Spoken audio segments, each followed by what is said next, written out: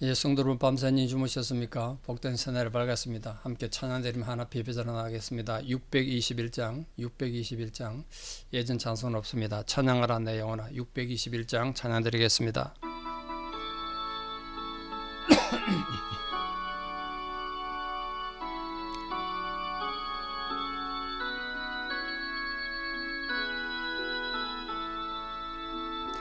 찬양하라 내 영혼아 찬양하라 내 영혼아 온 마음과 정성 다하여 주 찬양하라 경배하라 내 영혼아 경배하라 내 영혼아 온 마음과 정성 다하여 주 경배하라. 아멘. 주기도문으로 우리 신앙을 고백드리겠습니다. 하늘에 계신 우리 아버지의 이름을 거룩하게 하시며 아버지의 나라가 오게 하시며 아버지의 뜻이 하늘에서와 같이 땅에서도 이루어지게 하소서. 오늘 우리에게 일용할 양식을 주시고 우리가 우리에게 잘못한 사람을 용서하여 준 것 같이 우리 죄를 용서하여 주시고 우리를 시험에 빠지지 않게 하시고 악에서 구하소서. 나라와 권능과 영광이 영원히 아버지의 것입니다. 아멘. 2025년 9월 3일 수요일 새벽 하나님 주신 말씀 욥기 1장 1절에서 2절입니다. 욥기 1장 1절에서 2절 봉독에 올립니다. 욥기 1장 1절입니다. 우스 땅에 욥이라 불리는 사람이 있었는데 그 사람은 온전하고 정직하여 하나님을 경외하며 악에서 떠난 자더라. 그에게 아들 7과 딸 3이 태어나니라. 아멘. 욥기는 성경이 좀 무겁고 길어서 오늘까지 서론을 다시 좀 말씀을 드리겠습니다. 이 욥기라는 성경이 가진 신학적 문제가 몇 가지 있는데요. 가장 첫 문제가 왜 의인이 고난당하느냐, 이 문제가 오랜 세월 고민이었습니다.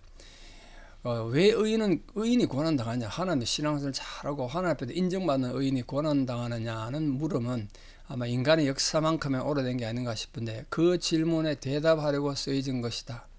그렇게 일반적으로 다들 동의하십니다. 그런데 이 욥기는 그보다 더 높은 또 더 넓고 아름다운 목적으로 해서 쓰여졌다. 특히 그런 하나님의 더 높은 교훈을 주시기 위해서 의인이 부당하게 고난당하는 것이 수단으로 이용됐을 뿐이라는 거예요.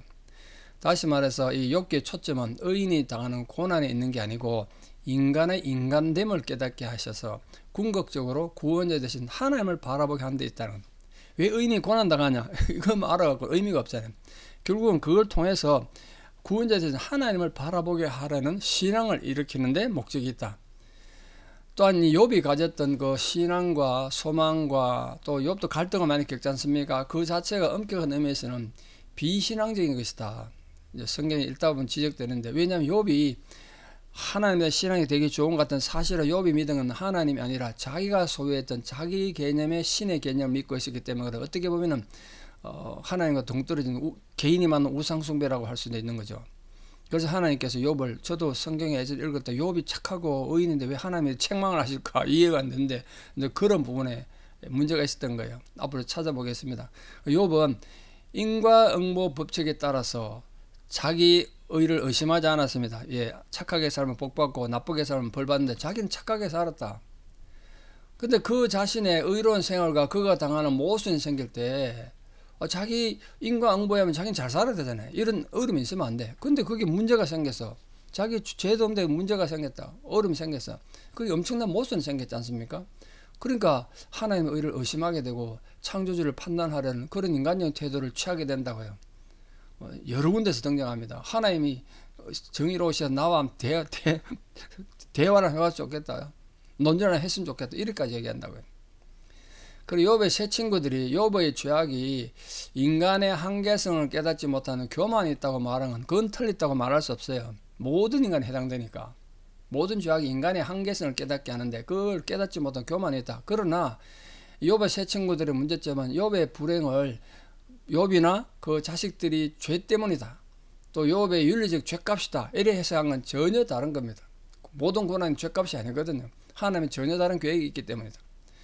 욥의 세 친구들에게서 종교라는 건 마치 상거래처럼 겸손이 제일 좋은 정책이고 도덕률은 평화를 이룰 수 있다. 평화를 이룬 도구다. 도덕을 잘 키우고 의롭게 사는 건 평화를 이룬 도구다. 이렇게 생각한 거예요. 그것도 문제가 있는 거죠. 그러니까 그들이 이 욥의 세 친구들이 지키려고 했던 건 하나님이 아니라 자신들의 안전이에요. 안전. 하나님이 있느냐면 이거보다 자기들이 욥처럼 피해를 입지 않고 욥처럼 불행하지 않으면 대충 오케이 괜찮은 거예요. 그래서 욥의 세 친구들의 신관이라는 걸 하나님이 이해라는 것은 경건주의를 모양으로 한 경건주의를 교묘한 형태로 가졌지만 결국 우상숭배인 거예요. 하나님을 믿은 게 아니라 자기들 의를 믿었다고요. 자기들은 욥에 비해서 의인이란 거죠. 결국 욥은 하나님 어디까지나 하나님이시기 때문에 영원히 인간 위에 초월해 계심을 드디어 깨닫습니다. 아, 하나님 인생이 아니시구나. 그래서 그는 욥은 하나님과 인간 사이에 통로를 만들어줄 한 중보자를 갈망하게 됩니다. 누가 이 나에게서 하나님과 좀 다리를 연결해 좋겠다. 그게 그리스도의 필연성이 등장해요. 그래서 욥도 예수 그리스도의 예언을 하신 한 사람으로 등장합니다. 뿐만 아니라 욥은 구약시대에 거의 없는 내세관, 구약에 부활에 대한 내용이 없지 않습니까? 확고한 부활성을 가지게 됐다는 건 놀라운 일이죠. 구약에 부활을 설명한 데도 없고 부활에 대한 내용은 잘 없잖아요. 근데 욥기 등장한다고요. 앞으로 보겠습니다. 여러 군데 등장해요. 욥은 하나님이 하나님 되심을 깨달았을 때 비로소 자신의 모습 깨닫고 그때서 이제 하나님 앞에 눈물 흘리며 회개하는 것이 욥기 마지막에 등장하는데 우리 그 여정을 함께 보겠습니다.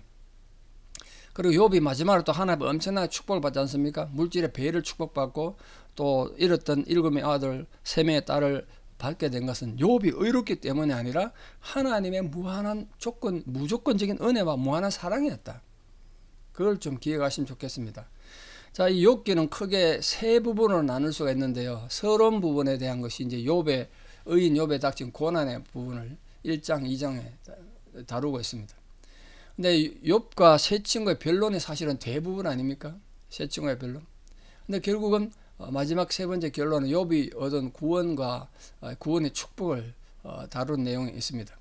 까닭 없이 고난받는 욥을 보시게 되겠고 욥과 세 친구가 이 욥의 고난을 놓고 변론을 하는데 세 명이 세 번에 걸쳐서 이렇게 변론합니다. 그 전체 9가지 변론이 등장합니다.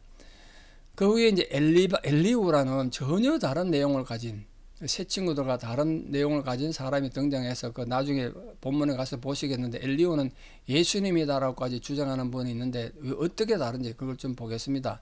그 엘리후는 4번에 대한 변론을 갖고 말씀하시고 거기에 대해서 이제 하나님 말씀하시기를 엘리후가 옳고 욥의 친구들은 잘못됐다.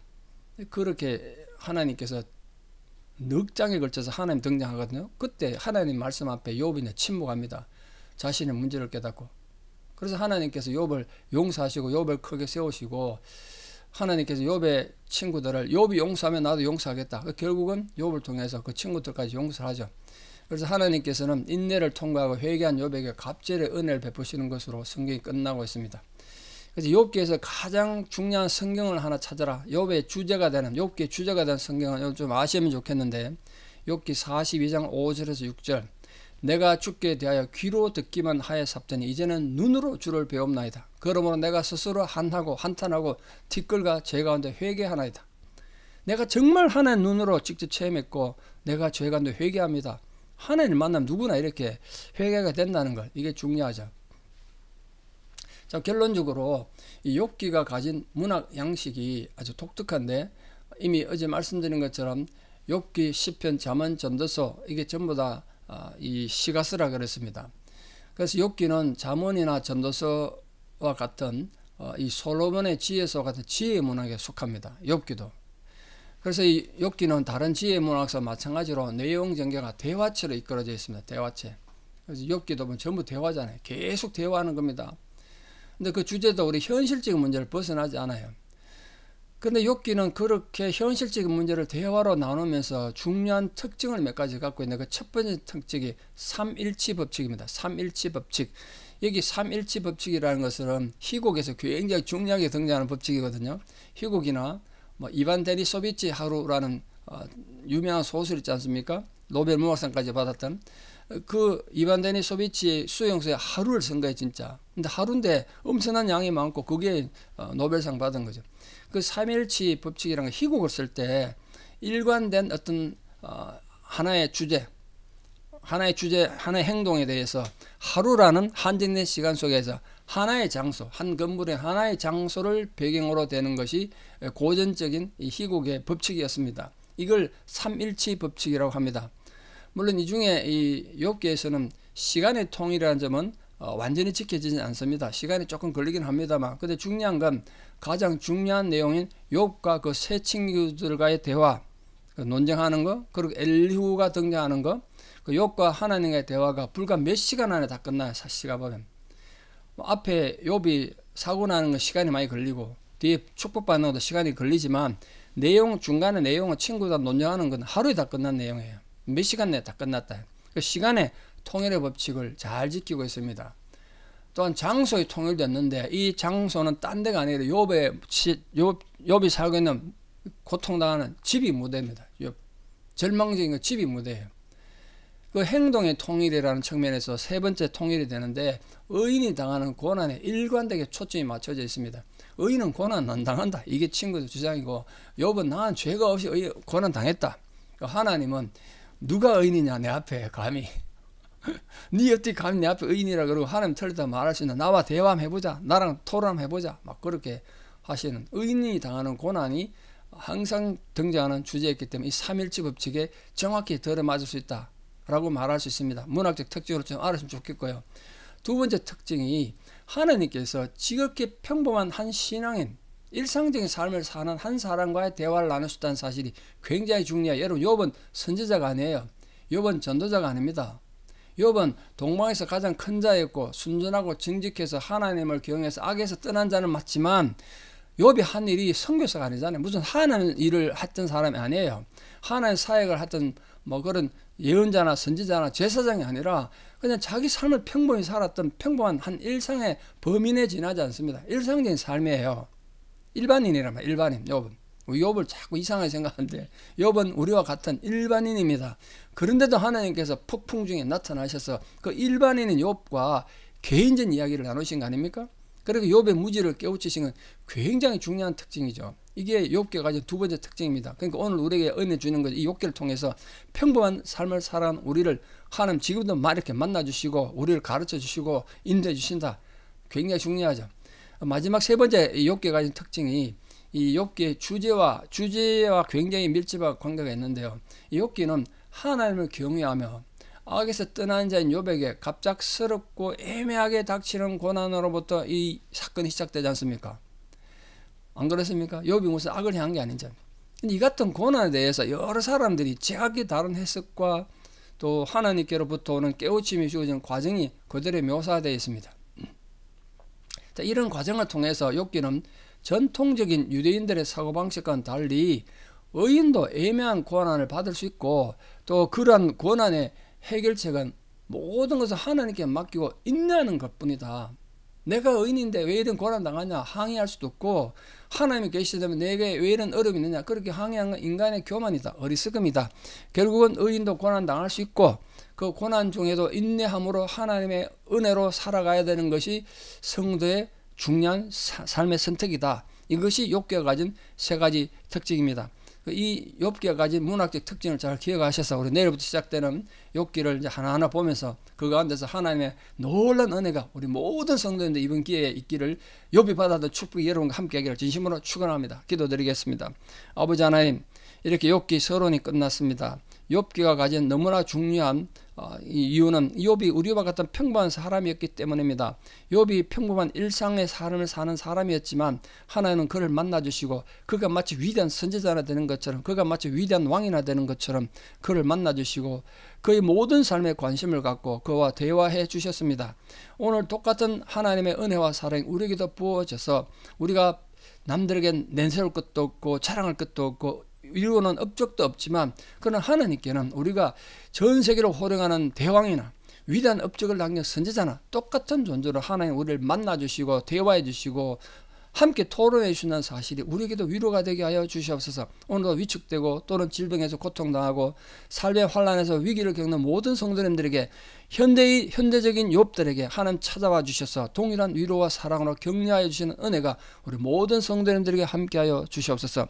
이제는 우리 주 예수 그리스도의 은혜와 하나님 아버지의 만극하신 사랑과 성령님의 위로 교통 역사하심이 오늘도 하나님이 주시는 은혜와 사랑으로 하나님 백성으로 위대한 승리를 이루며 살아가기를 결단하는 사랑하는 모든 성도님들의 위대한 신앙의 고백 위에, 특별히 우리 사람 모든 자녀들 삶 위에, 그리고 지금도 병상에서나 삶의 환난을 당하여 마음이 지치고 낙심한 자들 위에, 또 지금도 고난당하는 모든 민족들 위해 이제부터 영원토록 함께 하시옵기를 간절히 축원하옵나이다. 아멘.